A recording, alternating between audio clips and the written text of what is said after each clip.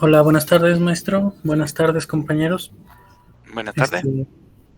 Este, Mi equipo, conformado por Edgar, Teresa, Fernando Nayeli y yo, les vamos a hablar hoy acerca de los tipos de magnetómetros y su aplicación en el biomagnetismo. Ujú. Siguiente, por favor. Aquí podemos observar distintas imágenes en las cuales, como ya lo hemos recapitulado en clases anteriores, hay animales que utilizan el campo magnético para orientarse o para cumplir distintas funciones, ya sea reproducirse, ya sea viajar, o en tal caso, nuestra civilización ya lo utilizaba desde hace tiempo. Claro, no teníamos una ciencia formalizada como tal del, del magnetismo como para decir que existían las líneas de campo, para decir que existían distintas cosas. Por lo cual, esto es el fundamento de cómo es que empezamos a utilizar esta rama para después aplicarla al biomagnetismo. La siguiente, por favor. Estos son algunos datos técnicos que pues están aquí para hacer más fácil la comprensión. Sabemos que es el electrocardiograma por sus siglas, ESG, la medida que es el Tesla, que es para la inducción magnética, o en el sistema CG decimal de unidades, el Gauss. También que es la tecnología vestible, que es el conjunto de dispositivos electrónicos que se integran en una parte del cuerpo, permitiendo la multitarea para actuar como extensión y de forma continua del usuario como otros dispositivos para realizar una función concreta. También acerca de los campos, como los campos eléctricos estáticos, que pues se originan por la presencia de cargas eléctricas sin que exista una corriente. Los cuerpos magnéticos estáticos, que son campos magnéticos que son producidos por cargas en movimiento, es decir, por corrientes eléctricas o bien imanes permanentes. Los campos eléctricos variables en el tiempo y radiación son cargas que se mueven de forma no uniforme, es decir, con corriente alterna, según su frecuencia en Hertz. Ahora bien, para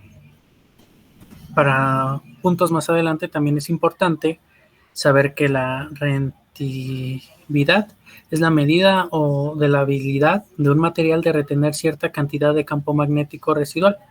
Después de magnetizarlo, le queda la propiedad. Algunas partículas dentro de él se quedan polarizadas. El magnetismo residual o flujo residual es la densidad de flujo magnético que pertenece a un material cuando la fuerza magnetizadora llega a cero. La fuerza coerciva es la fuerza de un campo magnético inverso que debe aplicarse al material para que su flujo magnético regrese a cero. Permeabilidad, μ, es la propiedad de la materia que describe la facilidad con la que se puede establecer un flujo magnético en este. Y la reluctancia es la oposición que un material ofrece al establecimiento de un flujo magnético. Posteriormente, mi compañero les seguirá hablando acerca de estos efectos.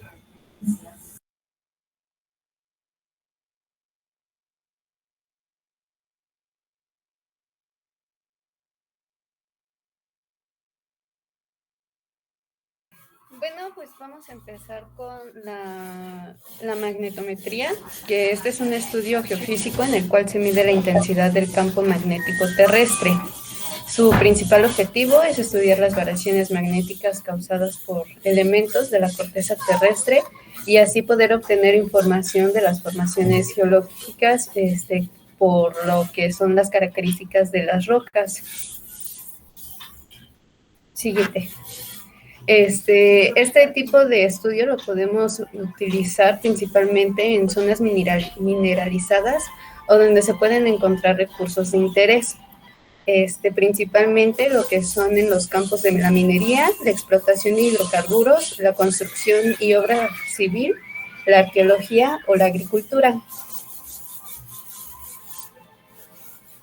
Pero pues realmente cómo se mide, cómo es cómo se llega a tener una medición pues es con el uso de los magnetómetros, que son dispositivos enfocados en cuantificar la fuerza de la señal magnética de una muestra. Siguiente. Pero pues bueno, hay que seguir con de cómo fueron evolucionando los magnetómetros. En 1830, Gauss y Wilhelm Weber crearon un imán en forma de una barra atada con un hilo de oro, ya que querían medir el magnetismo de la Tierra. En 1856, Nikola Tesla quería modificar el modelo de Gauss para poder cuantificar los movimientos circulares sobre su teoría de campos magnéticos en rotación. La forma en la que lo modificó fue pues nada más poniendo un movimiento circular al modelo de Gauss. En 1936, la URSS presentó un aparato para medir el magnetismo muy poco sensible e impráctico para medir los campos magnéticos. En la Segunda Guerra Mundial, alrededor de 1943, el gobierno estadounidense creó un magnetómetro para detectar los submarinos desde los aviones. En 1946, Hans Lundberg creó el primer magnetómetro capaz de medir los campos magnéticos de la Tierra desde un helicóptero. Siguiente. En 1950 se creó el magnetómetro de resonancia nuclear, que mide la forma en la que los líquidos se desplazan respecto a un cambio de campo magnético que existen alrededor. En 1963 se crea el primer magnetómetro para registrar los latidos del corazón. En 1968 se registra la primera actividad con el uso de magnetómetros. Y a partir de 1990 hasta la actualidad se utilizan los magnetómetros en el área de la medicina utilizándolos para las pruebas de diagnóstico, como son los electrocardiogramas o los electroencefalogramas. Siguiente. Pero realmente, ¿cómo es que funcionan los magnetómetros? Bueno, pues estos miden la dirección y la magnitud de un campo magnético, generalmente medido en teslas. A medida de que unos objetos metálicos tienen contacto o un acercamiento al campo magnético de la Tierra, se exhiben las propiedades magnéticas y también se pueden medir la densidad del flujo magnético, sobre cierta zona. Esto se puede determinar si el valor se lo mide en una superficie plana específica, como una lámina rectangular o una caja cilíndrica. Eso le permite descubrir cómo el campo magnético ejerce una fuerza sobre un objeto o una partícula cargada, dependiendo también del ángulo entre el área y el campo. Un ejemplo simple es una brújula. La aguja de una brújula se alinea al norte del campo magnético de la Tierra, de modo que cuando está en reposo está en equilibrio, lo que significa que la suma de las fuerzas que actúa sobre la aguja es cero, ya que el peso de la propia gravedad de la brújula se cancela con la fuerza magnética de la Tierra que actúa sobre ella. Este es como un ejemplo muy simple para saber cómo es que funcionan los magnetómetros.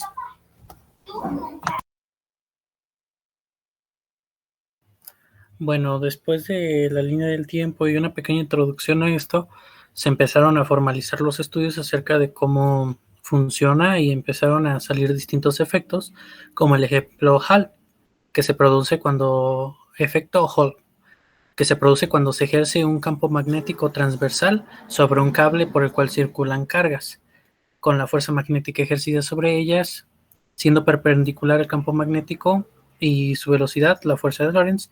Las cargas son impulsadas hacia el lado del conductor y se genera en él un voltaje transversal al voltaje de Hall.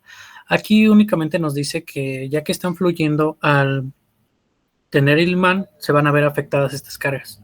Entonces, eso va a causar una variación de voltaje, la cual nosotros podemos medir y pues podemos decir que que hay un campo magnético y podemos, por fórmulas como las de Maxwell, podemos sacar cuánto vale ese campo magnético. Siguiente, por favor. También algunos magnetómetros ocupan la magnetoinducción, la cual es cuando un material magnetizado eh, eh, se mide como un material magnetizado cuando se convierte o se expone a un campo magnético externo. Esto implica crear curvas de desmagnetización, también conocidas como curvas BH, las cuales son las de la imagen, las cuales nos dicen la rentabilidad, la concertividad, cuando llega al punto de saturación. Según esto, estas curvas nos permiten clasificar el material que se debe instalar en dispositivos como baterías o electroimanes según corresponda a esos materiales al campo magnético externo. Siguiente, por favor.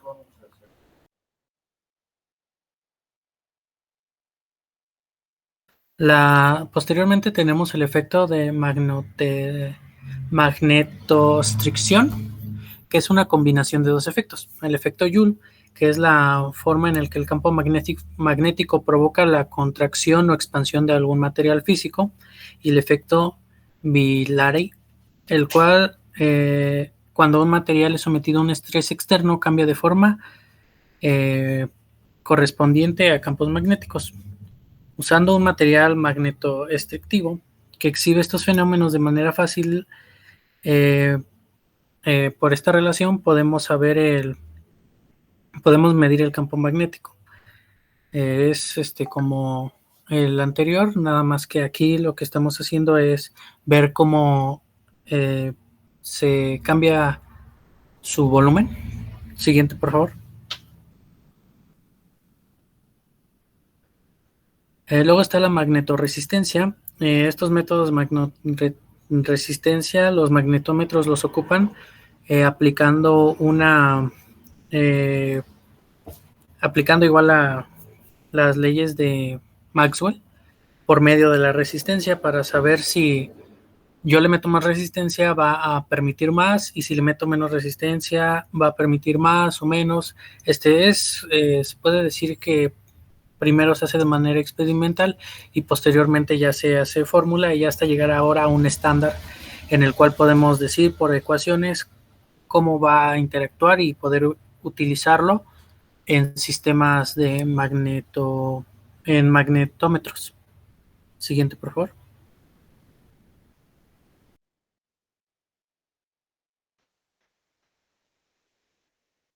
Aquí es donde entran dos tipos de magnetómetros principalmente, los escalares y los vectoriales.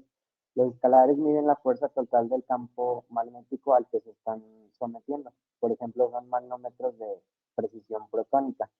Y en cambio los vectoriales tienen la capacidad de medir el componente del campo magnético en una dirección particular.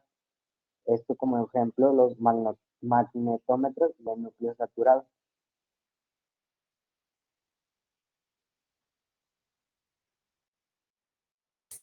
Alguno de estos, bueno, como ejemplos tenemos a la balanza de Gould, y este principio se basa en la fuerza que ejerce un campo eléctrico producido por un electroimán sobre una muestra del material del cual se requiere medir su susceptibilidad.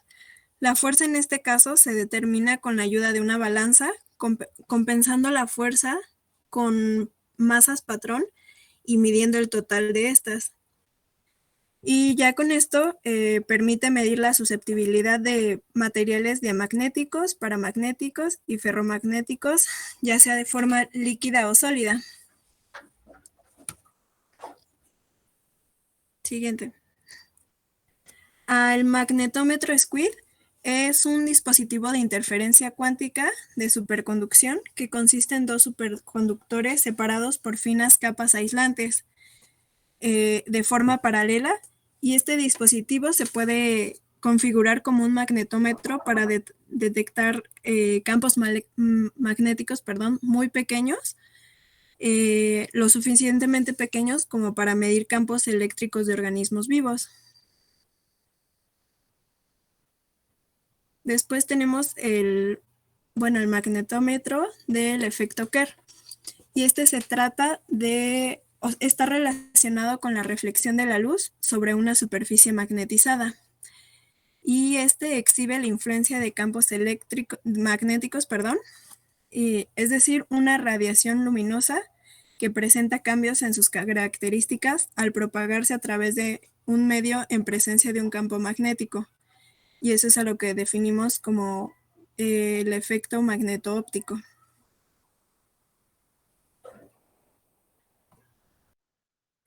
Otro tipo de magnetómetro es el de muestra vibrante. En este, principalmente se mide el momento magnético de una muestra cuando ésta vibra en presencia de un campo magnético estático. Sobresale por su versatilidad y sencillez, permitiendo la obtención de resultados precisos y confiables, además de que este es de muchísimo menor costo que sus comparaciones. Este funciona principalmente a través de la ley de Lenz, que nos dice que voltajes inducidos serán de un sentido tal que se oponga a la variación del flujo magnético que las produjo. En este caso, el movimiento de la muestra se realiza a través de un transductor que permite el control de vibraciones mecánicas de la muestra. Lo que se mide aquí es la amplitud y frecuencia de la vibración que se obtuvo mediante un controlador, y ese básicamente es su modo de funcionamiento. Después vienen las aplicaciones de los magnetómetros. Siguiente. Y tenemos el magnetómetro por gradiente alternante de campo. Este está determinado a la determinación del momento magnético de una sustancia en presencia de un campo magnético aplicado a una temperatura dada. Este es un magnetómetro que relativamente tiene un diseño e implementación comercial aproximadamente en 1990. Siguiente. Después tenemos el sistema vestible para la detección simultánea y no invasiva del flujo sanguíneo. Y este se realizó de forma no invasiva, mediante un sensor magnetorresistivo tipo túnel, basándose en la firma magnética de la sangre sobre un campo magnético constante con un imán permanente. Este se hizo mediante una pulsera para que fuera cómoda para el usuario.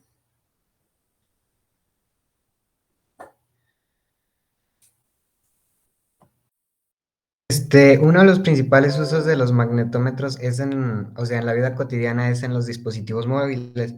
Aquí sirve para, por ejemplo, uno muy común es el que se pone para cuando se acerca un imán o se aleja, el teléfono se bloquea. Esto principalmente en las fundas que son como de carterita, para que cuando tú cierres la tapa, el imán se acerque y el magnetómetro active un sensor en el celular para que se bloquee automáticamente.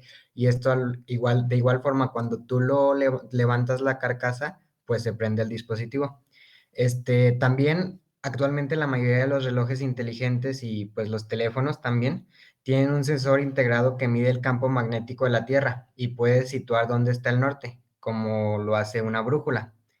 Esto debido a su efecto geomagnetómetro. Además de esta función, algunas aplicaciones pueden convertir el magnetómetro de un reloj o de un celular en un detector de metales.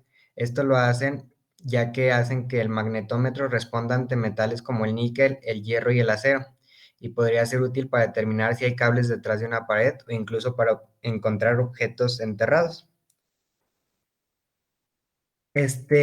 Actualmente es una rama de la que se conoce mucho, pero se está como ampliando cada vez más. Nosotros buscamos específicamente un trabajo que esté enfocado a la biomédica, que es la carrera que estamos actualmente estudiando, y nos salió lo más actual es este ensayo, este artículo científico, es del 2018 de una universidad de Dinamarca. Como todos sabemos, los campos eléctricos se usan para medir el funcionamiento del cerebro, corazón, nervios y músculos. Y esto se puede medir de otra forma, pero es muy complicado. Entonces, la mejor forma de medirlo es mediante campos eléctricos, perdón. Sin embargo, las señales eléctricas de un feto son difíciles de registrar porque están eclipsadas por las señales de la madre. Por lo tanto, no es posible saber las afecciones cardíacas que tiene el feto mientras está dentro de la madre. para poder prevenirlas. Otra forma de medir esto es medir el campo magnético que produce la actividad eléctrica del cuerpo. El hecho de que los campos magnéticos disminuyan rápidamente en distancias cortas hace que sea mucho más fácil separar la señal del feto de la madre. Por eso, los estudiantes de la Universidad de Copenhague en Dinamarca atribuyen el desarrollo de un magnetómetro de bombeo óptico. Este consiste en un pequeño matraz de gas atómico que en este caso contenía átomos de cesio.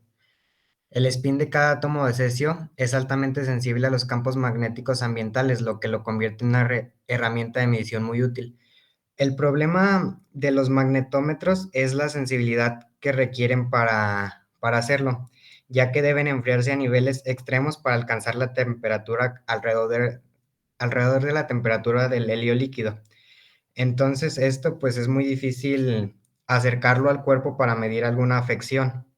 Por lo tanto, se comenzaron a utilizar este nuevo dispositivo, que es a temperatura ambiente. Eso es como lo novedoso de este aparato, que es a temperatura ambiente, por lo cual se está probando en cuyos, porque los órganos de los cuyos son más o menos del tamaño de los órganos de un feto y está funcionando o sea, está respondiendo bien. Entonces se planea que eso puede ayudar a medir ¿cómo se dice? Las afecciones cardíacas del feto, si es que tiene.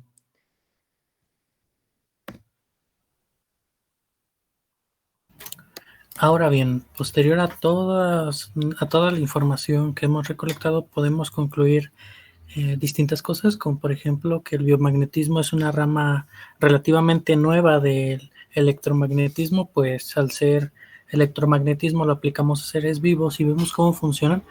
Se puede entender que es un gran área de desarrollo, por lo cual es muy probable que nos toque desarrollar tecnología correspondiente a esta área. También es necesario aumentar el desarrollo en la investigación de los materiales para no causar reacciones, además de hacerlos más eficientes dentro de los sistemas. Siguiente, por favor.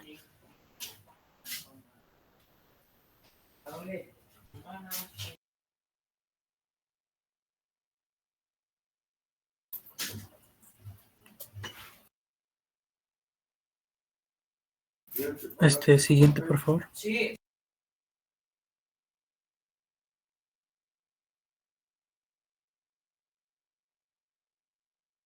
Y bueno, no sé si me había quedado trabado. Estas son las referencias bibliográficas de donde sacamos nuestra información. No sé si tengan alguna duda, pregunta, comentario, queja, sugerencia. ¿Pueden repetir otra vez cuál es la diferencia entre un magnetómetro escalar y uno vectorial, por favor?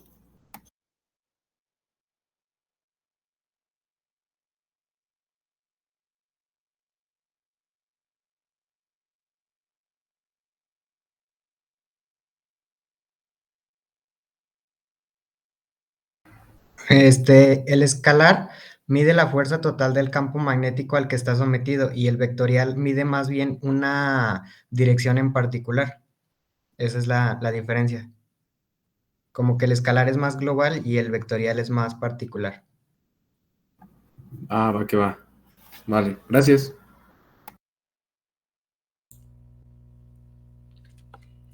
¿Más preguntas?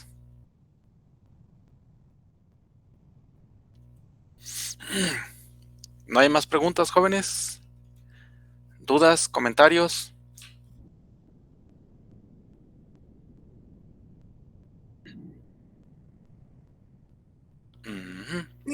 Es lo mismo también que yo les iba a pedir. Ahí tiene ya, está un, ¿cómo se llama? Un espacio para que ustedes lo puedan, pues, subir allá a la plataforma, donde dice presentaciones. Chéquenlo a ver si lo pueden, si se puede, subir ahí.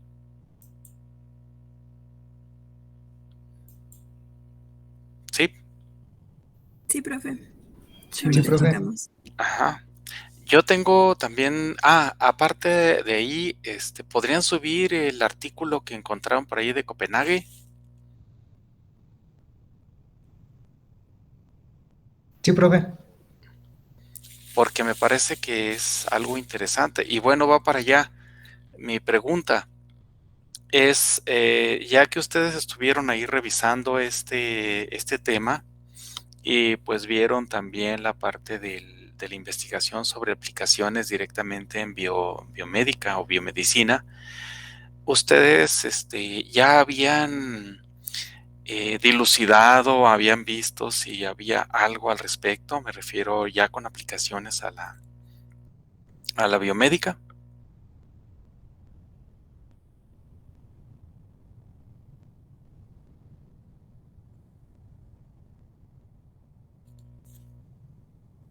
Bueno, No comprendo su pregunta, maestro. sí. Ahí, si ustedes ya sabían o ya tenían algún antecedente, si tenía alguna aplicación como la que ustedes ya acaban de investigar ahí. Bueno, en lo personal, ¿no? Yo, cada vez que me hablaban de magnetismo, pues pensaba en bobinas, etcétera, y de repente, dice biomagnetismo, y yo pues nada más le metes una bobina a una célula, ¿no? A ver cómo reacciona. Ujú, Y viendo ahorita, pues no, tienes que medir, sacar, digamos, aquí lo que hacen es sacarlo por medios alternos, por ejemplo, la diferencia de potencial que se genera por distintos efectos, dando una variación, la cual ellos pueden, por medio de ecuaciones, sacar el campo o sacar la intensidad, sacar los componentes que tiene y pues es como se puede decir que más eficiente, porque estaba leyendo de cómo pueden meter algún material que sea susceptible al magnetismo para, no sé, que se pegue a alguna clase de tumor, alguna clase de célula que nosotros ujú, queramos verificar. Posteriormente le generamos un campo y esas partículas van a interactuar con el campo, ya sea una resonancia, van a iluminarse o va a causar alguna señal la cual nosotros vamos a poder procesar y poder diagnosticar de mejor manera o dar un diagnóstico de mejor manera al especialista que está encargado de esa área. ujú.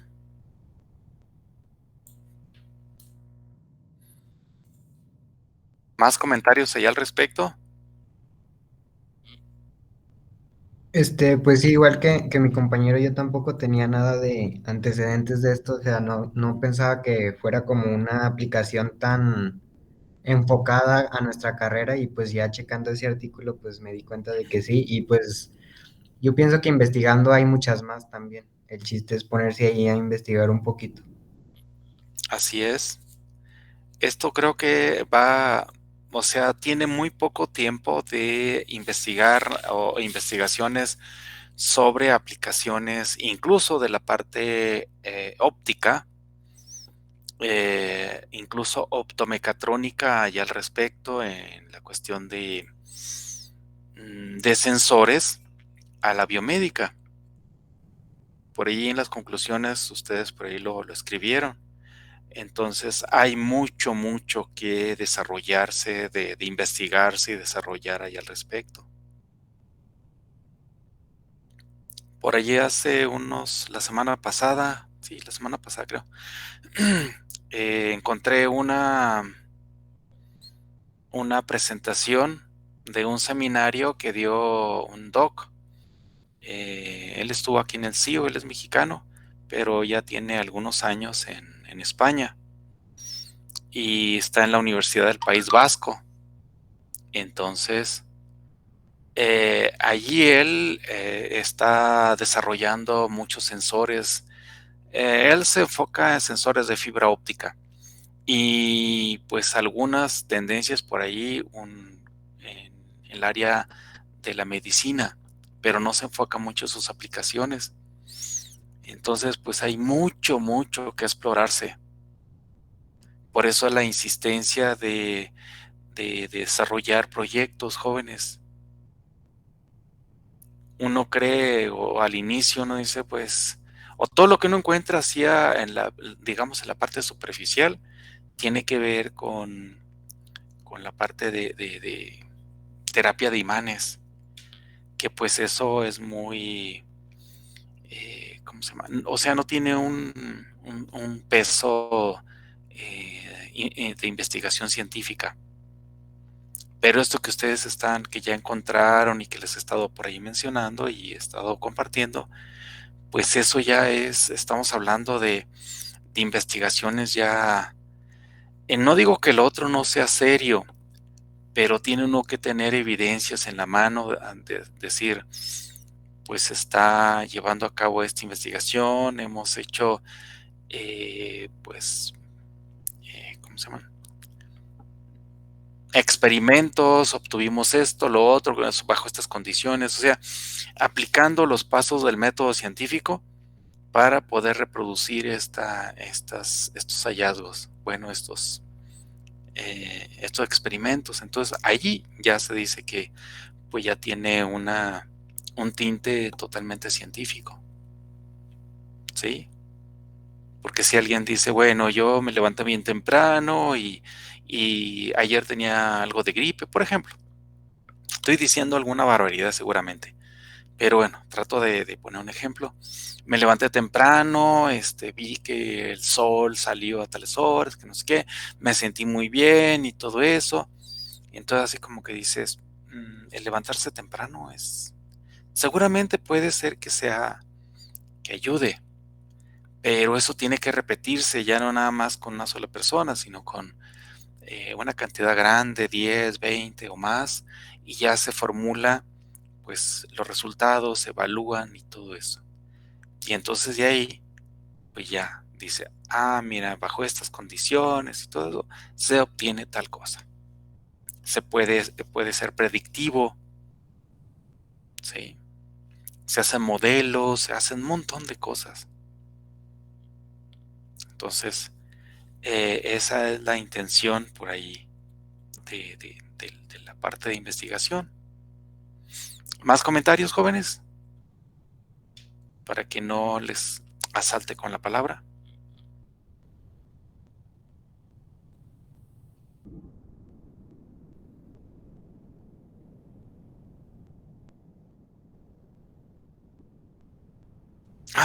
Órale. Sí es cierto. Sí lo tengo por aquí.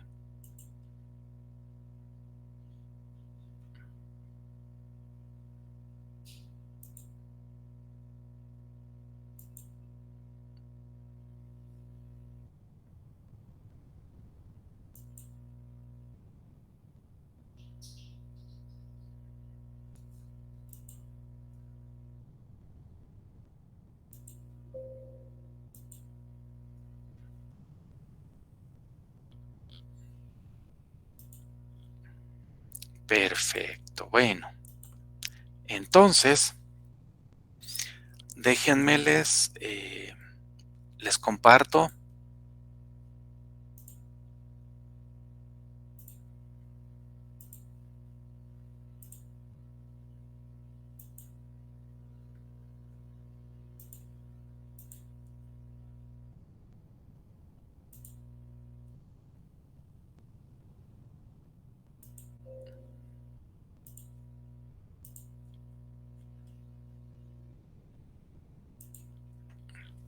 Aquí esto estuve revisando y luego les comentaba algunas cosas de pues lo que uno hace y todo eso. Entonces ya lo hice un poquito más grande, ¿sí? Y aquí la denominé, la nombré experiencia profesional y laboral de un servidor, ¿sí? Aquí los generales son que hice la licenciatura en física en la Universidad de Sonora, ¿sí? Inicié en Navojoa y terminé en Hermosillo. El nombre de la tesis que desarrollé fue Movimiento ondulatorio en una cuerda tensada con corriente eléctrica en un campo, en campos magnéticos, porque luego hicimos ahí diferentes configuraciones. La maestría también la hice en la misma universidad, nada más que ahí ya el departamento ahí, que en su momento se llamaba Centro de Investigaciones de Física de la Universidad de Sonora, CIFUS, sí, eso está en Hermosillo. Ya después, ya tiene algunos años que se cambió y ahora es el DIFUS, Departamento de Investigaciones en Física de la Universidad de Sonora. Entonces, el tema fue continuación de lo que yo había hecho en la licenciatura y se llamó Efectos del campo magnético sobre movimiento ondulatorio de una cuerda con corriente eléctrica alterna. Sí, ahí encontramos algunos efectos muy, muy interesantes. Esto cuando yo inicié a hacer este trabajo, alguien había hecho un poquito algo de eso y hasta creo que les cayó algo mal. Bueno, es un comentario. Entonces, los cálculos que se hacen es muy nombrado en métodos matemáticos este efecto de un alambre. Ahí dice una cuerda, sí, que es amagnética, o sea, no es magnética, pero con medio del campo magnético y la corriente que pasa a través de ese alambre, que no es magnético, sin corriente, genera un campo magnético. Bueno, de la corriente eléctrica se generan campos eléctricos y a su vez se generan campos magnéticos ahí, y con los imanes permanentes pues hay repulsión y atracción como tal, y hace que oscilen, o que sí se oscile ese alambre, ¿de acuerdo? Aquí también vimos exploramos los efectos, bueno, las condiciones de frontera. ¿A qué se refiere? A que en un lado nosotros teníamos lo que era el alambre que es un alambre ¿cómo se llama? Alambre de cobre. Sí. En un lado era una muestra así, un dispositivo. Aquí en medio tenía el alambrito y de este lado, en la primera parte, pues estaban fijas los dos extremos. En esta parte ya, en un extremo estaba fijo y en el otro tenía, hagan de cuenta que esto está de esta forma, que es las paredes, y aquí yo le puse una polea y aquí bajaba el alambre, y aquí le poníamos masas, diferentes masas, y bueno, con la acción de la gravedad teníamos cierto peso. Y ya con una condición de frontera, que aquí estaba sujeto y aquí nada más estaba sujeto, pero por la parte de la masa, obtuvimos ahí un efecto muy, muy interesante, que si se ve así como está, prácticamente el alambre no se movía, pero visto de arriba, una parte prácticamente así era como de 60 centímetros más o menos el largo, se miraba totalmente quieto, ¿sí? Y de aquí era una sola oscilación así, como tal. Y dices, esto se comporta como una barrera, ¿sí? Porque aquí no se movía, bueno, a simple vista. Y esto sí se movía, una oscilación así de un solo nodo, de una sola cresta, ¿sí? Y bien estable. Ahí también obtuvimos lo que le llaman resonancia, ¿sí? Esa resonancia es cuando nosotros tenemos una frecuencia propia del sistema y la frecuencia que se le está adhiriendo al propio sistema externo. Sus frecuencias son algún múltiplo de ellos, se genera eso. En otras palabras, así digamos matemáticamente, para que se entienda un poquito, dicen que 1 más 1 es cualquier número, excepto 2, pero sobre todo eso son valores muy altos, no más bajos, muy altos. Entonces, por ejemplo,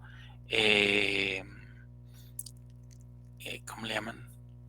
Evidencias de ello era que antes que los aeroplanos, los aviones cruzaran esa barrera del sonido, decían que era asintótico, o sea que no era posible cruzarlo porque se destruían.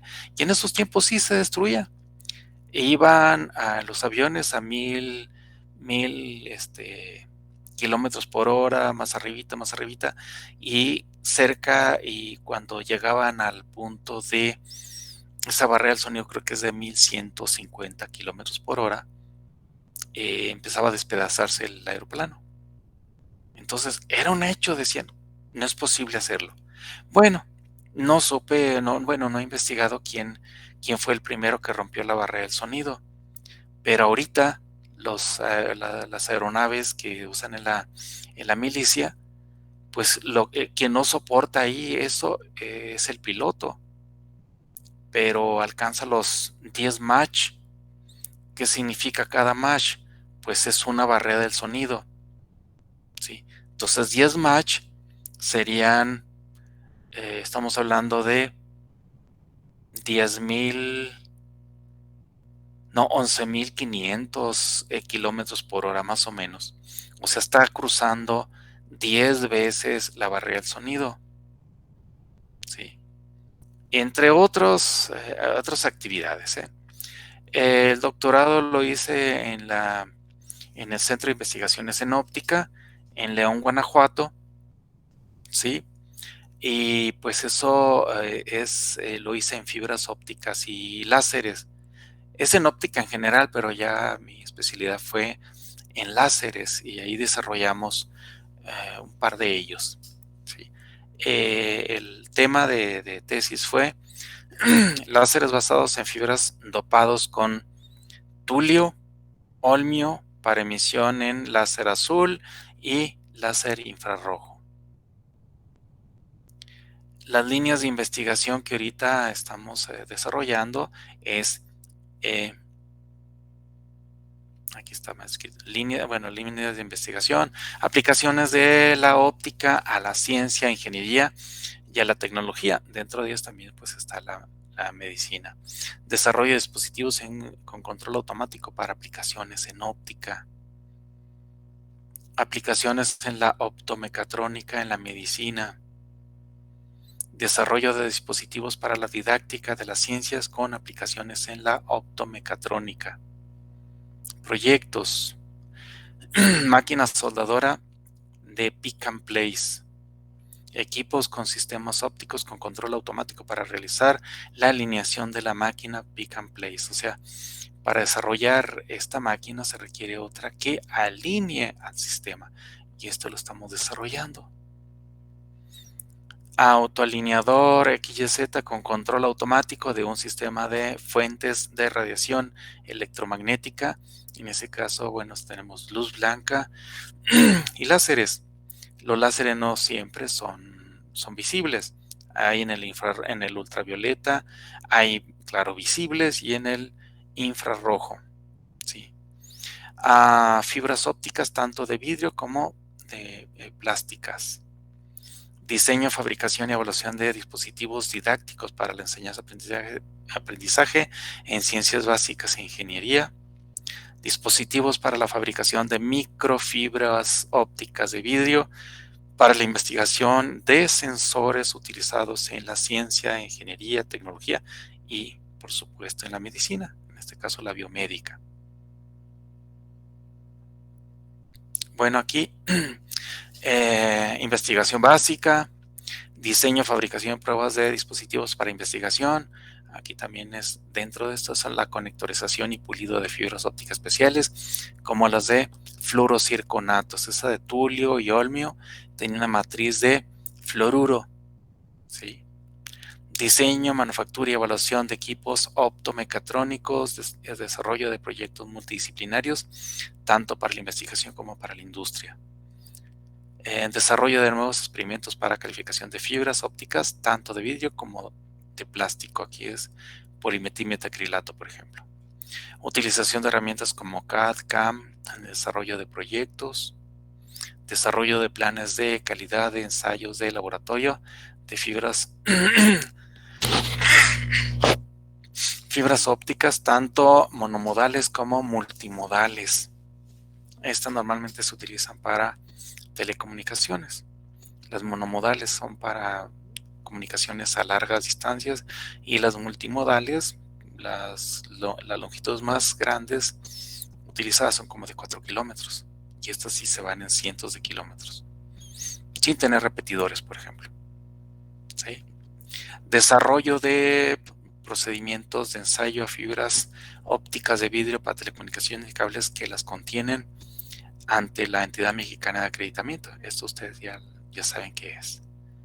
¿Sí?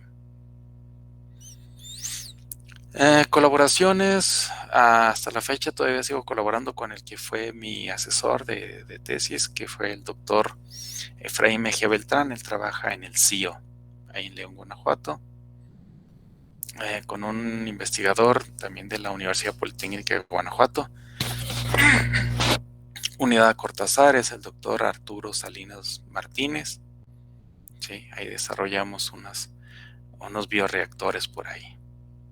Él trabaja con algas y otras cosas, y esas en particular, no recuerdo cómo se llaman, pero a mí me tocó desarrollar un reactorcito, ¿sí? Que está sellado. Aquí tiene una entrada, tiene unos electrodos, abajo los electrodos son hechos de grafito, tiene una configuración, hay unos agujeritos para que no me acuerdo, son algas o bacterias, creo que son algas, me parece. El caso es de que se anidan ahí y aparte de que limpian lodos, ¿sí? Contaminados, por supuesto, y generan energía eléctrica. Entonces es un proyecto bastante interesante. También colaboro con el Centro de Investigaciones en Ciencias Aplicadas y Tecnología Avanzada, que es el CICAT aquí en Querétaro. Esto es del Politécnico. Es con el doctor Jorge Huerta Ruelas y con el doctor Gonzalo de la Cruz Velázquez. También tenemos colaboración y estamos haciendo lo propio con una universidad de Colombia, que es la Universidad Tecnológica de Pereira en Colombia, y ahí el representante es el doctor José Andrés Chávez Osorio. Tenemos un bonito proyecto de revisar por ahí propiedades del café. Ese es el mero motivo nada más de la investigación, porque pues hay muchas cosas por ahí en común. Las instituciones por las que yo por ahí he andado es, la Universidad de Sonora. Esta es en Hermosillo. El CIO, esta nada más puse lo que es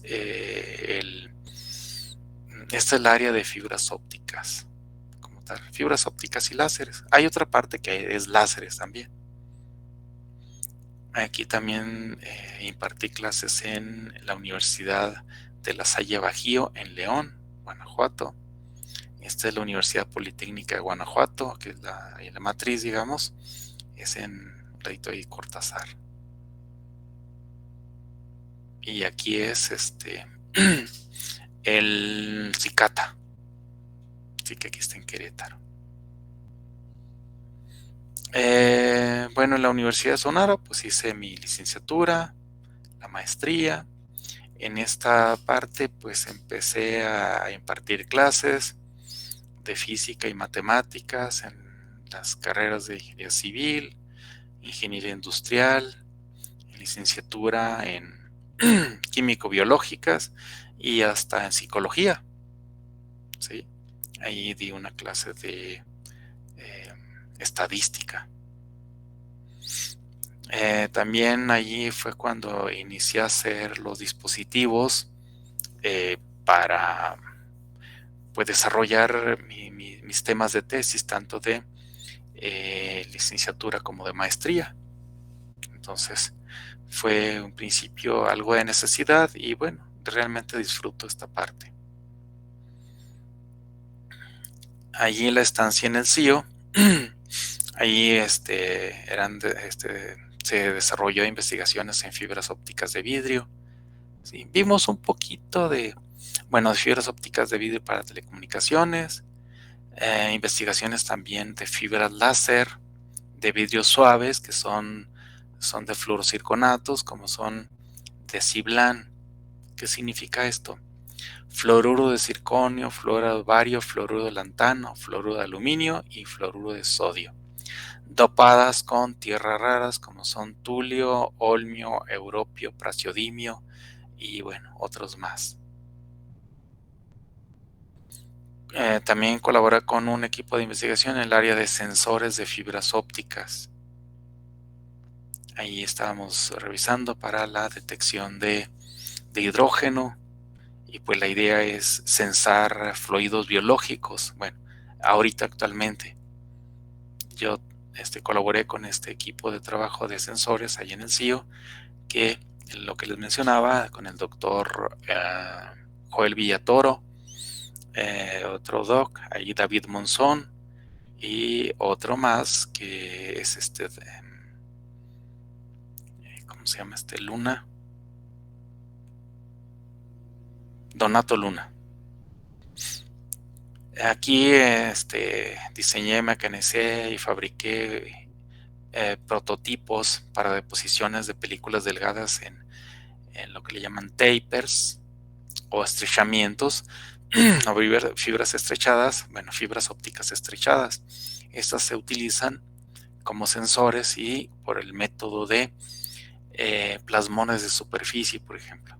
Ahí se depositaban en esas fibras ¿cómo se llaman? Películas, pero que fuera homogénea, de paladio, por ejemplo. Y después del paladio, creo que sí, paladio y no sé qué más cosas hay. Ahí el problema era de que primero me encargaron un dispositivo donde se metía una fibra en medio y tenía agujeritos a 120 grados. Eran ventanitas, entonces había que se evaporaba una ventanita y luego se apagaba todo el sistema, se rotaba 120 grados y se evaporaba otra y así, pero al momento de hacer eso, en unas partecitas quedaban más gruesas que otra, ¿sí? Eso de grueso en realidad pues es a niveles nanométricos era mucho, pero a niveles así macro en realidad pues no era nada. Eran espesores de películas de no sé, unos cuantos nanómetros, de 9, 18 y demás nanómetros. Entonces, en realidad era bien poquito, pero era suficiente para no obtener los efectos deseados en la investigación. Esto, de alguna manera, por ahí se lo habían encargado a alguien que sabía de diseño, pero pues estuvo ahí como 3 meses y no obtuvo resultados. Entonces ahí me pidieron ahí que lo hiciera. Ya el segundo día tenían sus equipos ahí, su equipo. El caso es de que pues me fueron invitando. Y bueno, ya al final lo que desarrollé fue un dispositivo que rotaba desde fuera de una cabina de una evaporadora. Y esa cabina es un vidrio grande, o bueno, era la más viejita que se tenía en el CIO. Después de hacer una cosa así grande, pues se hace vacío por ahí por dentro y se tienen ya varias, no sé, 3, 4 lugares donde se les echaba ciertos materiales, ¿sí? Y se les conduce mucha corriente y se evapora ese metal y se hacen esas deposiciones ahí en la parte de arriba. Bueno, deposiciones como ¿cuáles? Como las que uno tiene en sus lentes oftálmicos, esos que se ve verdecito, moradito hacia el sol, son películas delgadas, ¿sí? Pero por deposición. Hay otras que se hacen por crecimiento, pero en este caso son por deposición. También se desarrolló la conectorización y pulido de jumpers de fibras especiales como las que les decía de Ciblan, que estas fibras son muy, muy delicadas. Delicadas casi en todos los aspectos. Capturan agua, y al capturar agua, al momento de aplicarles o de acoplarles una señal óptica, o sea, de infrarrojo, si le subían un poquito de potencia, se explotaba esa cosa en medio, se hacía un cráter. Y entonces, bueno, un microcráter.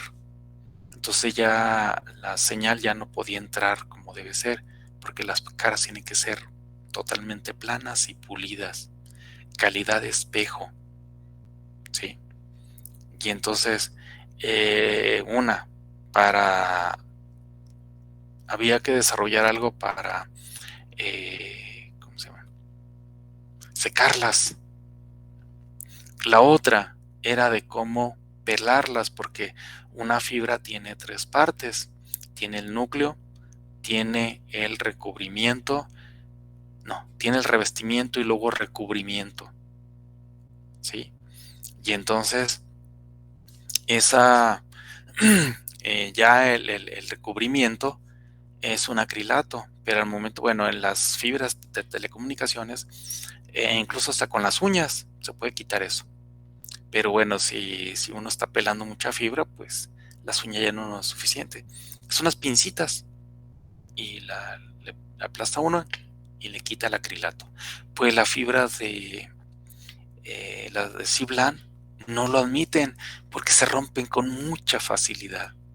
Son fibras, son fibras que hasta la fecha son muy caras. ¿Qué tanto?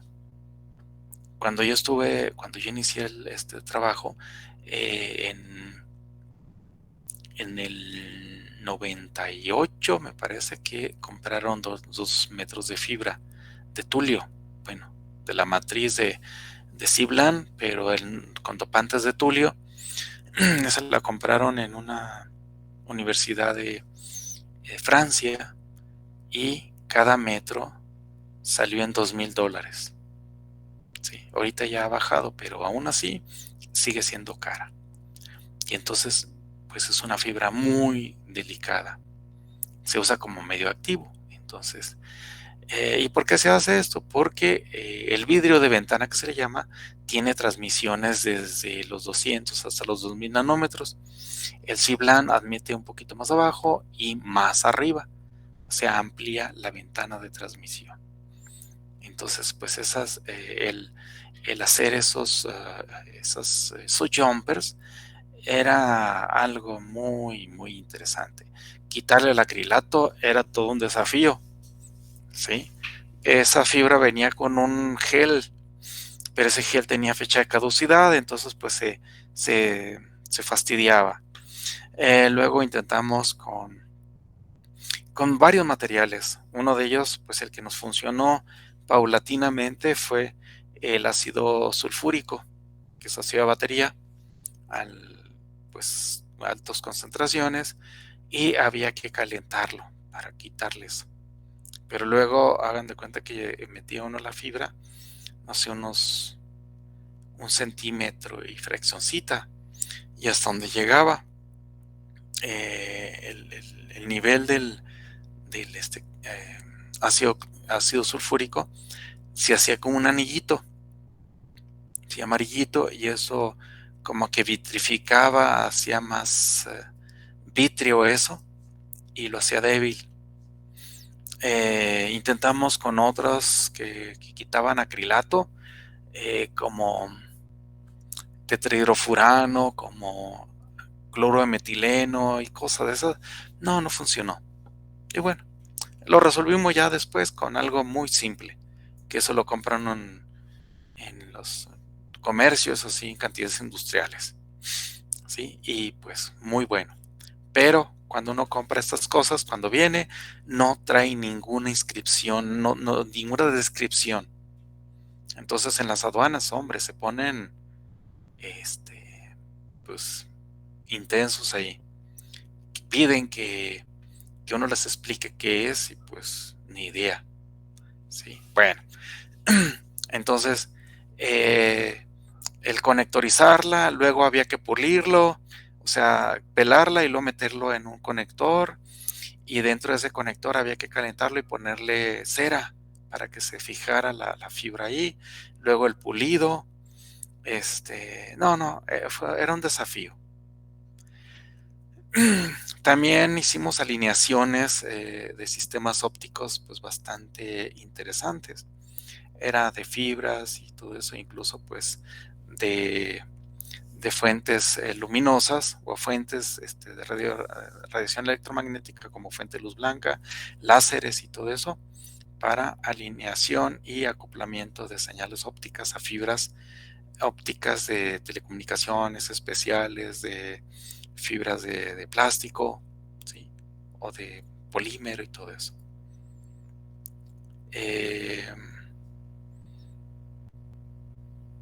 Equipos de laboratorio también para alinear, sujetar y alinear láseres, espejos, filtros, atenuadores, fibras ópticas, dispersores, en fin, una serie de cosas ahí que sí, algunos de ellos los hay en el mercado, pero algunos, son costosos y si no hay dinero, si no hay proyectos, si no hay dinero, pues, y una de las cosas que a mí no me ha gustado es, ahí en el CIO, pues mucha gente, tal vez no todas, que afortunadamente, pero algunos que usan dos cosas así, pero indiscriminadamente, que es la cola loca y la plastilina.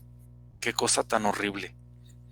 Digo, la plastilina deja una capa allí aceitosa, fea, que a los espejos y a todo eso, pues les da el traste. Y la cola loca, pues igual. Yo sí la he usado, pero cuando es absolutamente necesaria. Aquí, por ejemplo, se tiene un cable de pares ¿cómo se llama? De cobre. Es algo significativo, pero en realidad toda esta información que va y viene puede entrar en esta fibra y esta fibra le sobra espacio y todavía se ve gruesecita porque está entintada, ¿sí? Y tiene como unos 240 micrómetros de espesor, 0.24 de milímetro.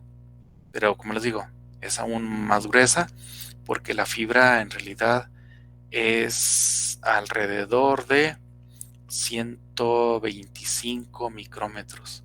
No, es un poquito más gruesa, como más de 300 micrómetros. Porque todavía aparte de la cubierta, ¿sí? Se le pone esta tinta. Y estos son jumpers.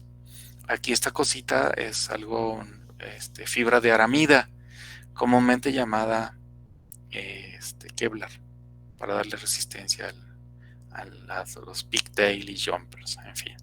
Estos tienen un diámetro, yo creo que como de unas 6 pulgadas o algo así. Este cable traía 1044 pares de cablecitos. Entonces ahorita en la actualidad se tienen en velocidades muy altas, entonces la información que va a través de la fibra caben varios tantos de estos cables, ¿sí? Y el agua no les hace, no hay ruido electromagnético, en fin, una serie de cosas ventajosas y velocidades muy altas. Comparado con esta, pues se mojan. Otra de las cosas, pues que los mañosos se llevan el cobre, pues para venderlo. Y fibras, pues nadie las quiere. O sea, como para venderlas así al kilo, nadie te compra esto. Ya para cosas especiales, por supuesto que son importantes, pero pues muy poca gente lo hace. Durante mi doctorado allí desarrollamos desarrollamos más, pero dos, se lo voy a mostrar aquí. Este es un láser, aquí tenemos una entrada de un efecto Raman o líneas de 2 stocks Raman, ¿sí? Este es el bombeo, aquí está lo que es el medio activo, que es una fibra óptica, y aquí tenemos lo que es el resultado, es un láser azul, ¿sí? A 480 punto y feria de nanómetros, 481. ¿sí? Estos son los niveles energéticos de absorción y emisión. Estos son, absorbe 3 fotones y de aquí con esto se obtiene esto, miren. Esta es la emisión láser. 480, 481. Hay otras líneas, por supuesto, pero esto es lo que a nosotros nos interesa. ¿De acuerdo? Y aquí están los niveles de potencia acoplada y potencia de salida. Aquí nosotros obtuvimos alrededor de unos 55, 56 miliwatts de potencia, ¿sí? Este también es un láser de argón, que es en azul verde, hasta como a 512 nanómetros, pero con eficiencia del 2%. Y esta una eficiencia de alrededor del 60%. Aquí les muestro otro láser que desarrollamos. Aquí también son niveles energéticos de absorción y emisión. Todo esto se desarrolla con efectos que se llama up conversion, ¿sí? Y esto de aquí, pues es un láser a 2950 nanómetros, ¿sí? Aquí está donde estamos cortando. Aquí sin espejo, porque se requiere de un sistema láser, se requieren 2 espejos como resonador, un medio activo y bombeo. Entonces un láser, uno de los espejos, el de salida, tiene que ser una reflectancia menor al 100% para que pueda haber una generación láser, si no, pues no lo hay, ¿sí? Y aquí estamos cortando un papel blanco. Entonces ese papel láser normalito no corta muy bien, y este sí sale. Aquí este es el doctor Efraín Mejía, un servidor, y estamos en el laboratorio de fibras ópticas ahí en el CIO. Sí, aquí está. Era el diodo láser donde generábamos el efecto Raman para poder acoplarlo a esta fibra. Esta fibra pues era larga, ya es el de láser a 2950 nanómetros. El otro iniciamos con 60 centímetros de fibra y pues se fue cortando y al final creo que eran como de 40, me parece, cerca de 40 centímetros. Estuve unos 4 años en la industria, aquí en Querétaro, por eso es que andamos por aquí, en el Centro de Investigación y Desarrollo, que en su momento fue Condomex, hasta el 2008. En el 2008 se cambió razón social y en vez de ser Condomex es hasta la actualidad es Carso, ¿sí? Y entonces, ¿eso qué implicó? Que la descripción de puesto normalmente cuando alguien entra a una empresa, su descripción de puesto es el 100%. Pasa un año, pasa año y medio por ahí, o cerca de los 2 años, y si bien va, ya tiene el 200% de esa descripción de puesto. Claro, no está declarada, pero si no lo hacen, pues ahí se arriesgan a que decir, ¿sabes qué? Pues no eres buen elemento aquí en la industria, en esta empresa, y vaya. Sí, pues bueno, ahora con la nueva, la razón social, pues ahora de todo lo que teníamos, o bueno, en ese tiempo se tenía, pues se aumentó al doble. Si tenía una descripción del 200% o más, pues eso se incrementó al doble. ¿Sí? Bueno. Actividades que se desarrollaron ahí. Sistema de gestión de la calidad, que es el SGC, para fibras ópticas de vidrio. ¿Sí? Por ejemplo, también de vidrio, también lo mismo, pero para las fibras ópticas plásticas. Cables de energía, proyectos especiales. De hecho, yo llevaba 3 proyectos especiales como tal. También proyectos para la participación en las normativas de CFE, ¿sí? Porque ahí se estaban desarrollando pues varios cables para CFE. Uno de ellos se le llaman OPGW o cables de guarda ópticos, cables de energía, ¿sí? Como estos, que llegaban aquí y también ahí los probábamos. Soporte a plantas como cuáles: a Condutel en San Juan del Río, Arnelec en San Luis Potosí.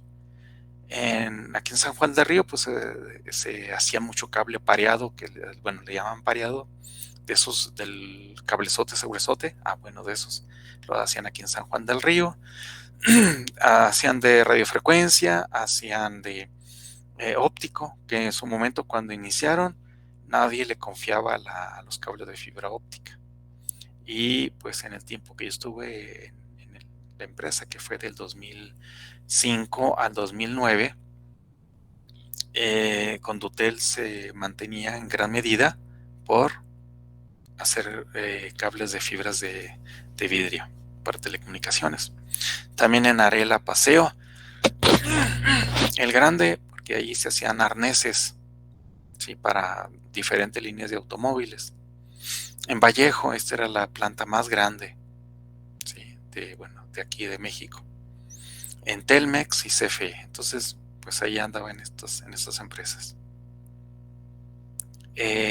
Sistema de gestión de la calidad para fibras de vidrio, que son de, fibra de vidrio. Primeramente las unimodales, que tienen longitudes de onda 1310, 1550, 1625. Sí, en esto, han de cuenta que aquí tenemos una carretera de 2 vías, de ida y vuelta. Esto se aumenta bastante. Esta en realidad se aumenta muchas veces y con velocidades impresionantemente, o sea, varios órdenes de magnitud. Aquí se evaluaban la materia como materia prima, como cables. Estos eran unas evaluaciones que se hacían, pero que estaban acreditadas ante la EMA, que era galopeo, paso por polea, vibraciones eólicas, ciclos térmicos, dispersión cromática, dispersión por modos de polarización, esfuerzo de formación y CRIP. Estos dos últimos se hacían tanto para cables de energía como para cables ópticos, y todos estos de aquí eran para cables ópticos. Bueno, incluso híbridos, porque los OPGW es híbrido. El núcleo es de fibra óptica y la corona al exterior era de alambre. Entonces servían como cable de guarda, y en el centro pues era para transmitir voz, video y datos por parte de CFE. Bosón de CFE, ahí eran de 36 fibras. CFE utilizaba nada más 2 y las otras 34 pues las renta. Aquí también evaluaciones en tendidos, ya en campo.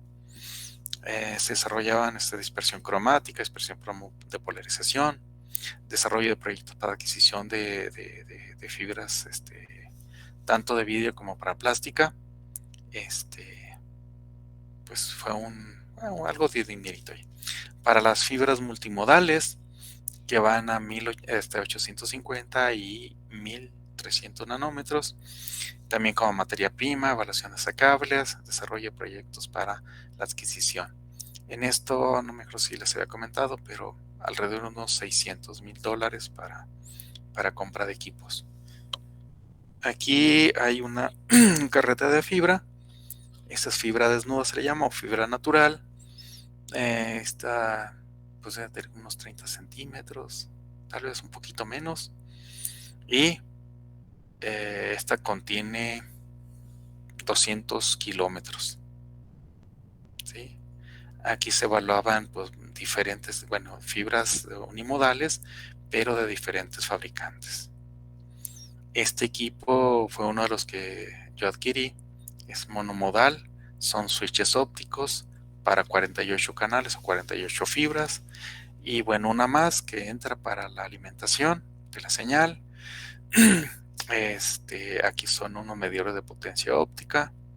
Estos son para medir fase, ¿sí? Todo este sistema es corrimiento de fase, a ver cuánto se corría la fibra por dentro del cable, porque esa tiene sus tubitos, se le llaman tubos holgados, y dentro de ese tubito pues lleva 6 fibras, en este caso de las fibras ¿cómo se llaman?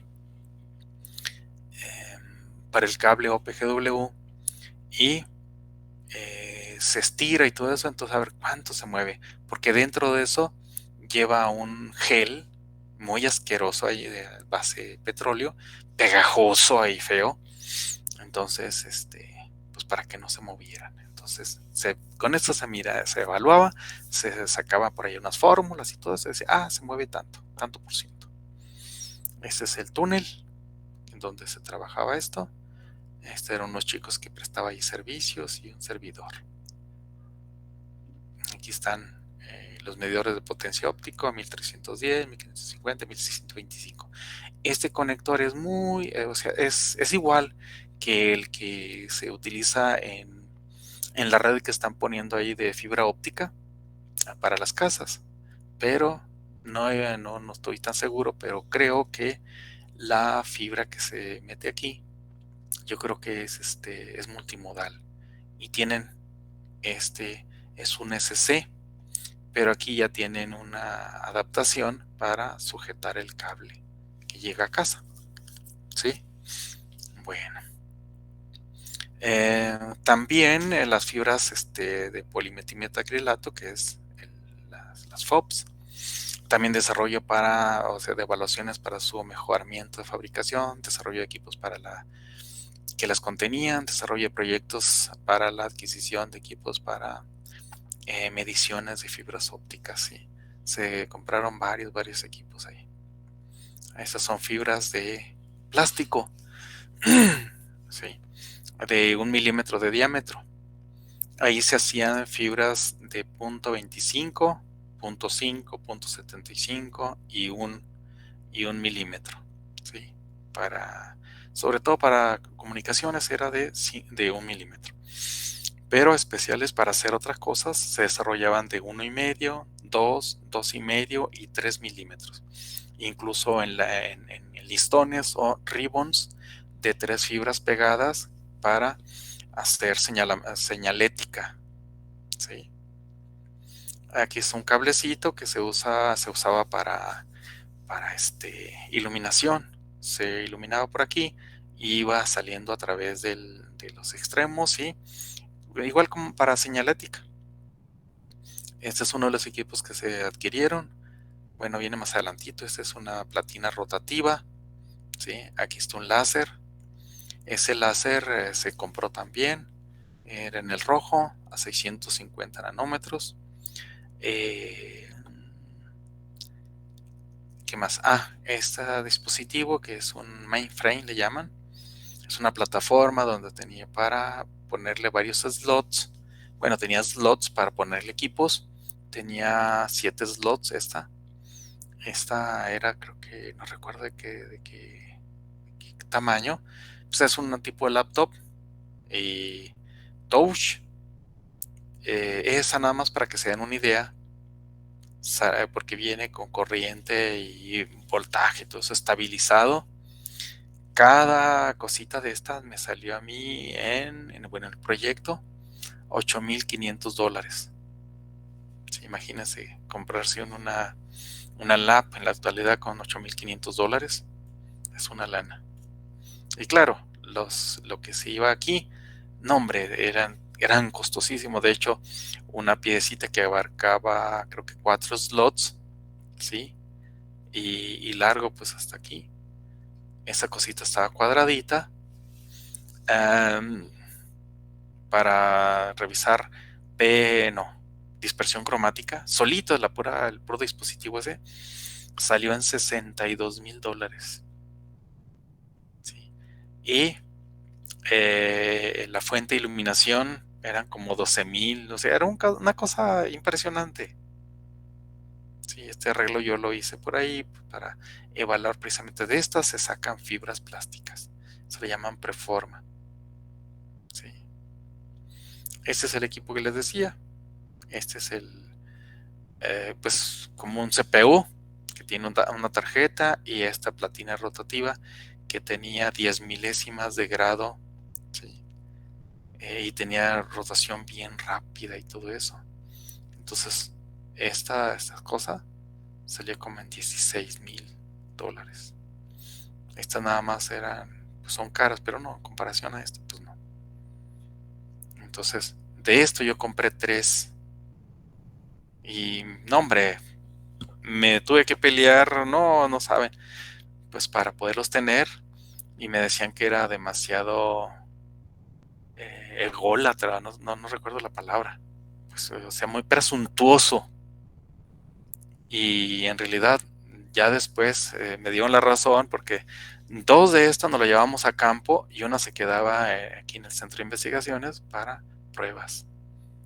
Sí, de hecho compré teléfonos ópticos que se conectan a una fibra y puede uno llamar, no sé, de aquí a Japón o donde quieran.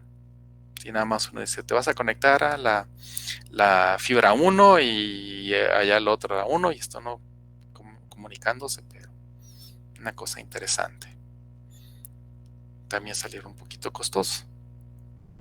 Esta se llama una esfera integradora, que esta mide reflectancia y transmitancia. Esta se importó de Alemania. Bastante costosa. ¿Sí? De medio metro. Y pues se ve un poco medio, pero es muy bueno la marca y el sistema. Sí, se puede medir todo lo que no, ¿cómo se llama? Transmite, pues regresa, o sea, todo ahí. Se pueden medir lámparas, la calidad de lámparas, de LEDs, de calidades de materiales translúcidos, materiales reflectantes, todo eso. Y bueno, creo que salió, que me acuerde, unos 40,000 euros.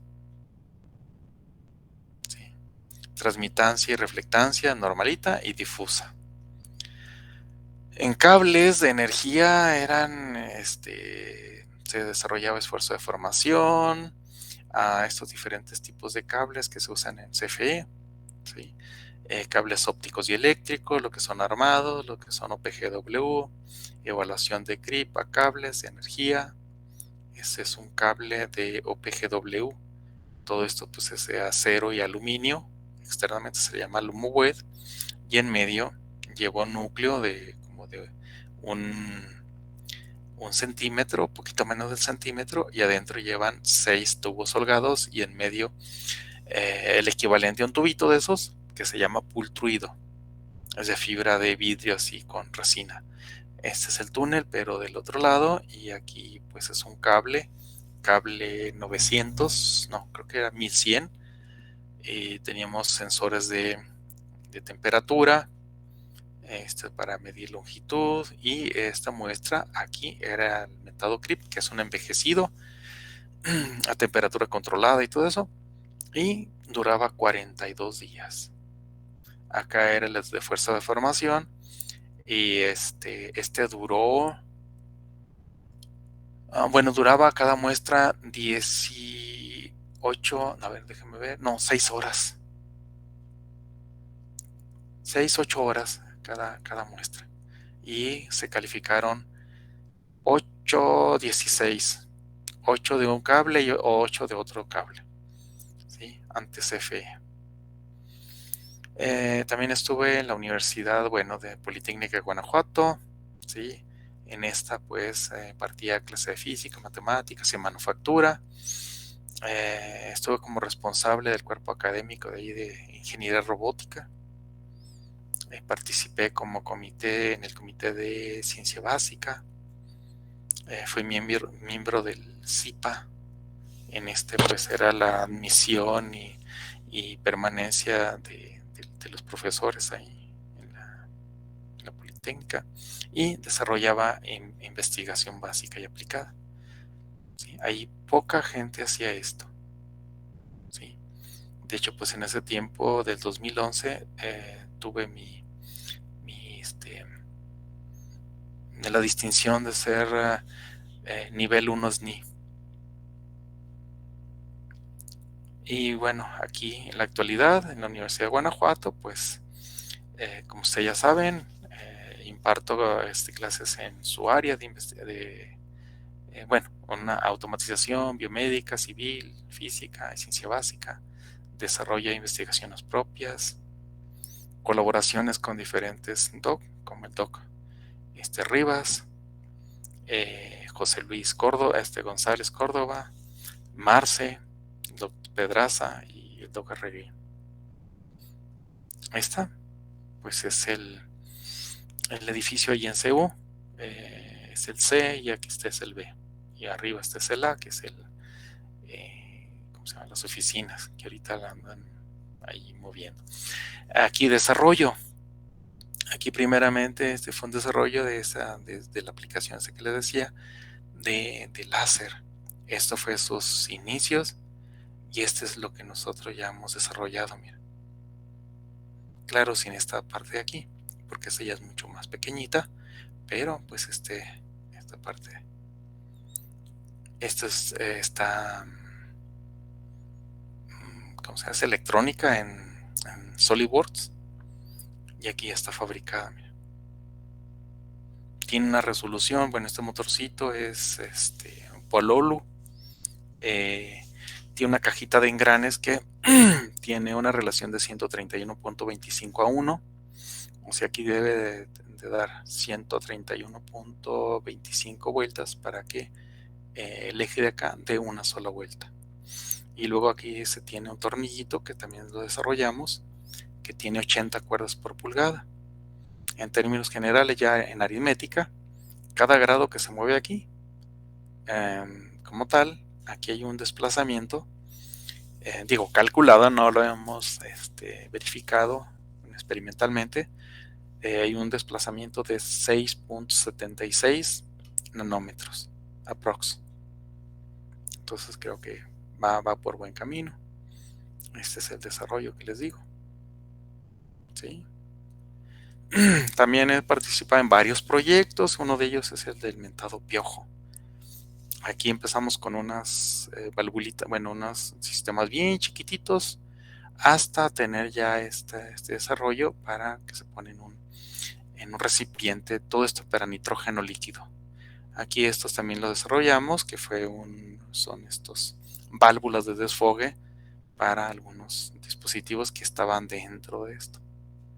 Este proyecto tuvo 3 etapas, 2 de ellas participamos nosotros aquí en el CIO y en la UAC, y el otro ya no nos invitó un doc, que ese es el doc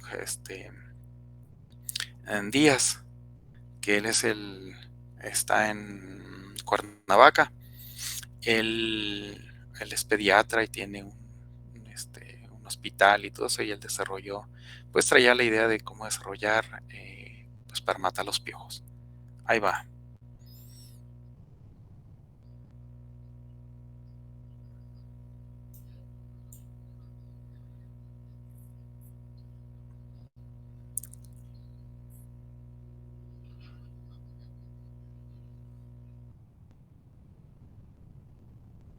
Ya hasta se le puso el pelo blanco, no se crean.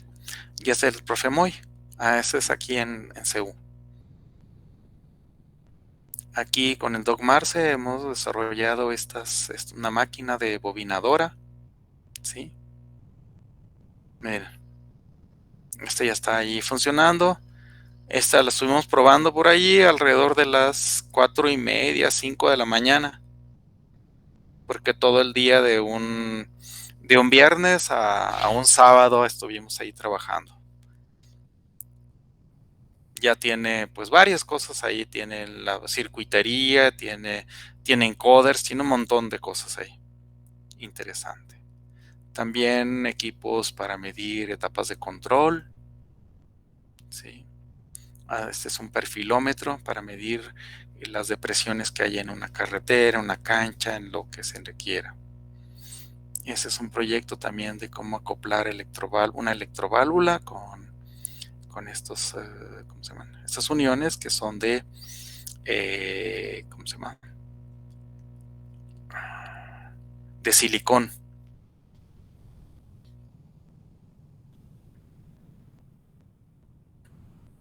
Aparte de ello, antes de eso, hemos estado desarrollando ahí algunas cosas, como lo que les decía, pues algunos dispositivos, como es una máquina que fabrique fibras o microfibras ópticas. De hecho, son micro y nanofibras, pero bueno, ahorita nos quedamos con microfibras ópticas. Hagan de cuenta que le sacan punta a un lápiz y esa punta se va a una señal óptica en el núcleo y cuando sale, pues interacciona con la parte externa y sirve como sensor. Entonces, ¿esa para qué se usa? Pues para biomédica, en términos generales.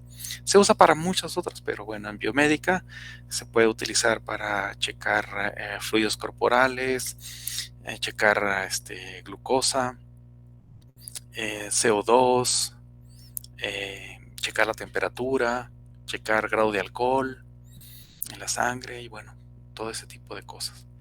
Por ahí también estoy viendo la posibilidad de hacer una maquinita también como esa, pero para hacer micro lentes en fibras, en la punta de la fibra y que esa pueda extraer información en tiempo real o sea, si mete uno o dos fibras en una vena, pues puedes sacar temperatura del cuerpo,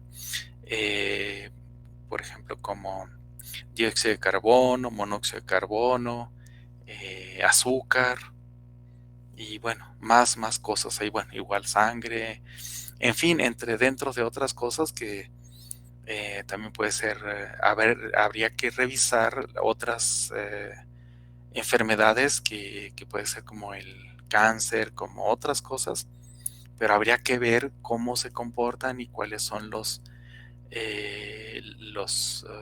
le llaman? Lo que el cuerpo genera como reacción, no sé, el grado de embarazo, en fin, cosas como esas. ¿Sí? Este pensamiento me gustó. Dice, a ver, alguien que me ayude a leerlo. Entrena mientras los demás duermen. Ajá. Adelante. Estudia mientras los demás se divierten. Ajá. Persiste mientras los demás descansan. ¿Y Vive lo que los demás sueñan. qué les pareció?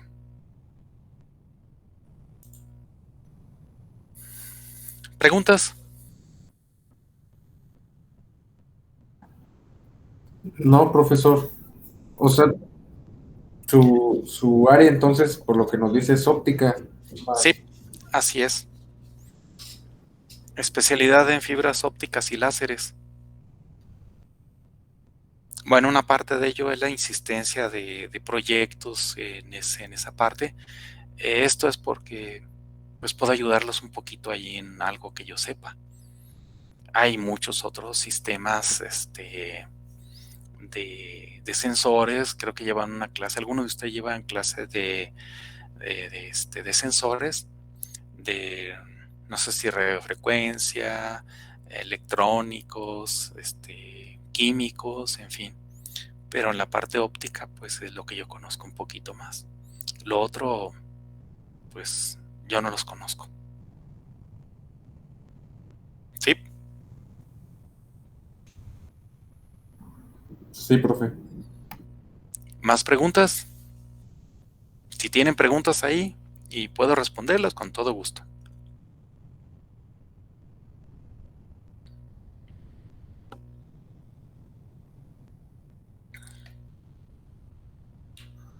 ¿No hay preguntas? De mi parte no, profesor. No. A ver, dime.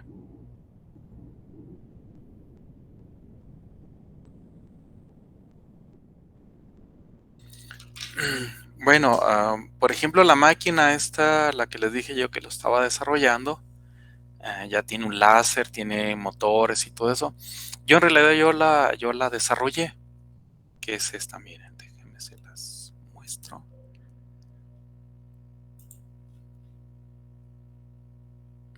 Esta. Pues yo lo he comprado todo, ¿sí? compré los objetivos de microscopio, compré la parte del todo el material para hacerlo, yo lo fabriqué, bueno, lo diseñé, fabriqué, lo estamos probando, los motores. Esta me la encontré ahí porque en la UPG hicieron una donación de unos robots y unas cosas de esas, y esa estaba ahí en un tambo de como desperdicio. Pues había unos suchecitos ahí que nos faltaba uno. Y ya tenía yo esta cosa ahí toda fea y le dimos una buena limpiada. Y entonces esta fuente también yo la adquirí. Los cables, todo esto.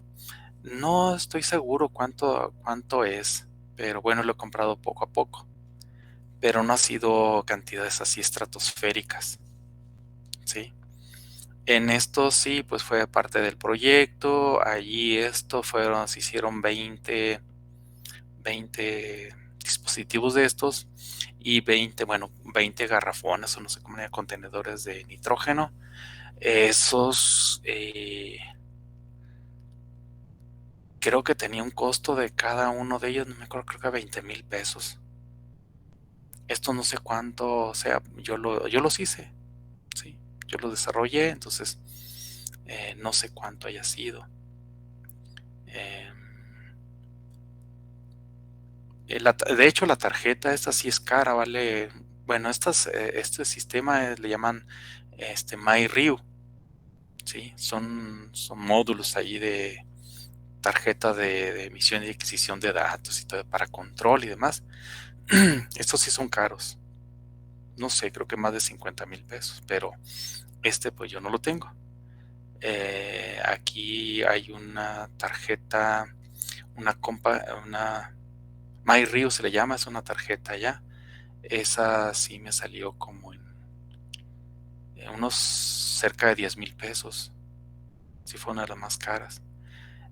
Aquí la parte electrónica para mover los motores. Esta tiene para mover 3 motores, bueno, 4.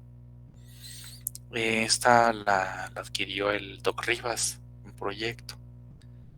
Sí, entonces, y ya todo lo demás, pues y bueno, no estamos ahí poniendo los costos de la intervención de uno, pues, entre el diseño y todo lo demás. Sí. Sí, contesté a tu pregunta.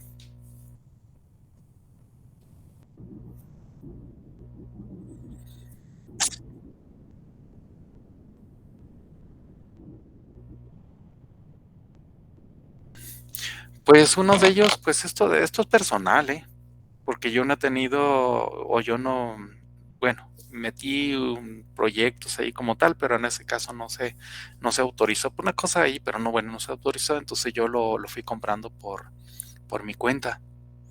Y entonces pues los otros proyectos, los que estaba en la empresa, eso sí, todo se compró allí por parte de la empresa y todo se utilizó ahí precisamente en esa empresa. Y sí, pues eso pues fue algo pues un poquito desgastante porque la persona que estaba ahí como gerente, él decía que había terminado ingeniero mecánico, pero o le pasó de noche o ya tenía mucho tiempo, porque muchas de las cosas que tenían que ver con ello, ni idea. Y por la parte óptica de lo que se desarrollaba ahí, pues tampoco. Sí, sabía de fibras y cosas esas, pero por fuerita, por dentro no, o sea, cómo estaban compuestas, la parte óptica y todo eso, pues no. Y en principio pues no tenía que saberlo, pero pues sí tenía que creer en lo que se decía y bueno, las evidencias, pero sí luego se ponía un poquito ahí drástico el asunto. Y entonces ahí sí me costó, simplemente para comprar 3 de esos mainframe, que decían, con uno basta, pero ya con los 3 pues nos daba oportunidad de salir a campo. Y eso redituó beneficios, porque uno reportaba beneficios, costos cada año. Y entonces una parte de este material yo lo llevaba a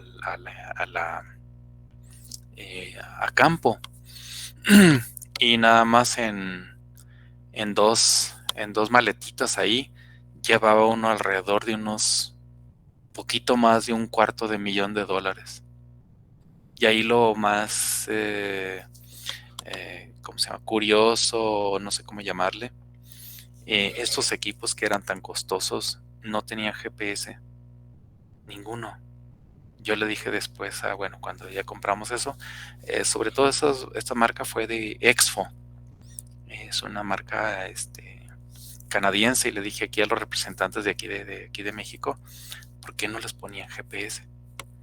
Sí, porque pues, eran chiquitos ahí, y pues fáciles de que alguien se los llevara, una cosa de esas, y no tenía ningún tipo de rastreo.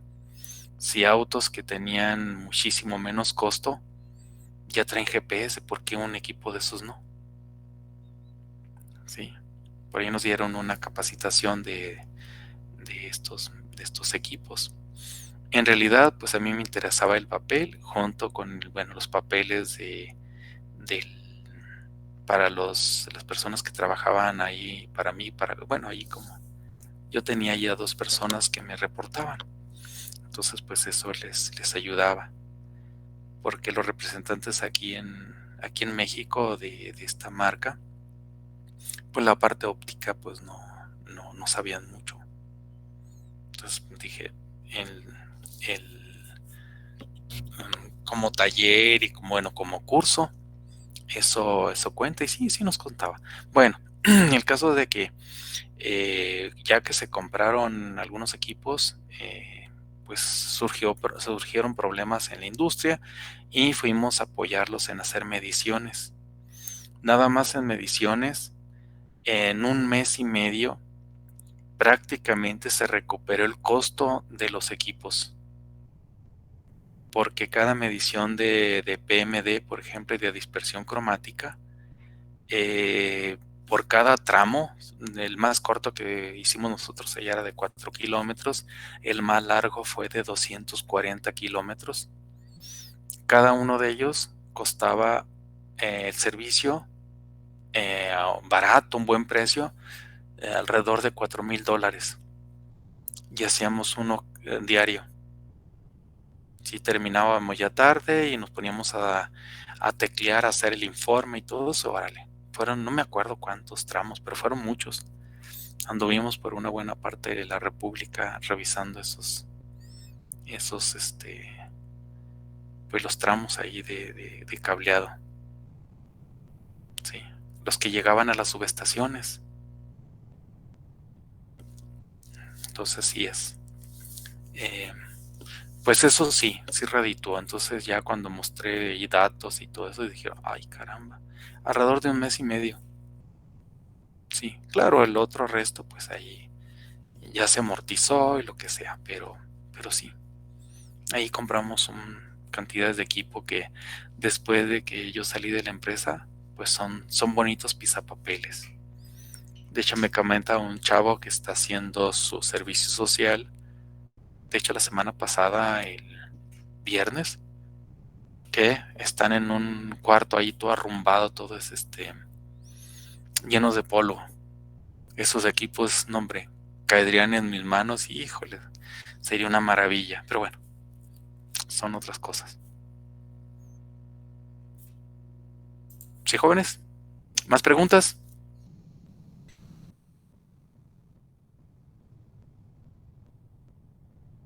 Aquí mucho de Creo que no, profe. Sí, adelante. No, dije que creo que no. Aquí mucho de ello es el desarrollo de equipos para hacer investigación.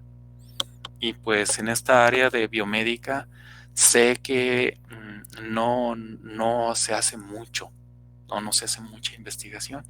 Entonces dentro de lo que uno va pudiendo, yo creo que podemos hacer mucho. Simplemente el ya darnos cuenta, como lo que ustedes acaban de exponer, hay mucha información que uno puede desarrollar muy valiosa. ¿Sí? Y poco a poco pues uno se va haciendo de equipo, se va haciendo de cosas ahí, pero poco a poco yo creo que hay mucho que desarrollarse.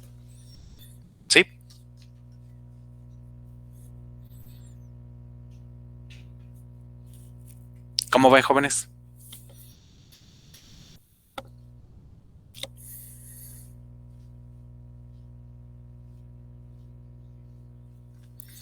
Bueno, pues muchas felicidades allí por su presentación, la investigación que han hecho.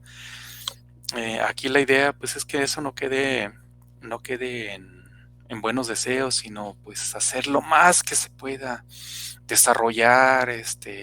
Lo peor que puede pasar es encontrar áreas de oportunidad que uno puede ir explorando y pues uno se puede ir divirtiendo ahí. Y una de las cosas que a mí me ha gustado, bueno, la idea es que lo que uno pueda desarrollar, que a nuestro pueblo le ayude, ¿sí?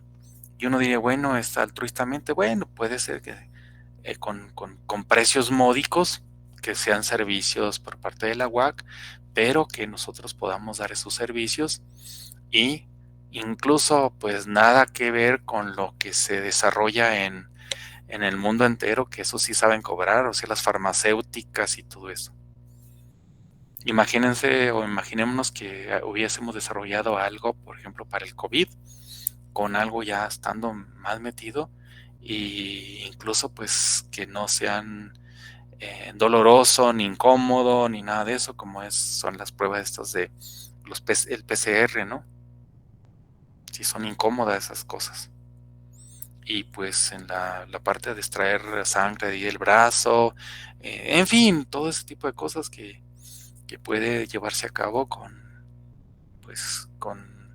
pruebas no tan invasivas, ¿sí? Y que sean pues con buena resolución y demás. ¿Sí, jóvenes? ¿Más Sí. comentarios?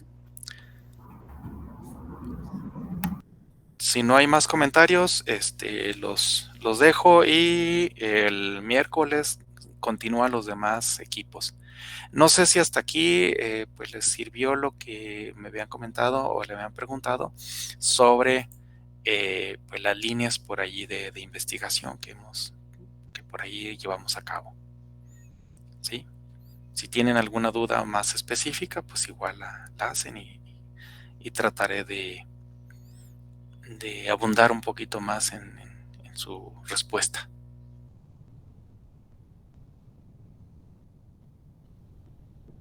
Excelente. Bueno, pues entonces que tengan un excelente inicio de semana, un excelente día y que se la pasen muy bien. Gracias, profe. Buen día. Buen día, que estén bien. Hasta luego. Gracias, profe.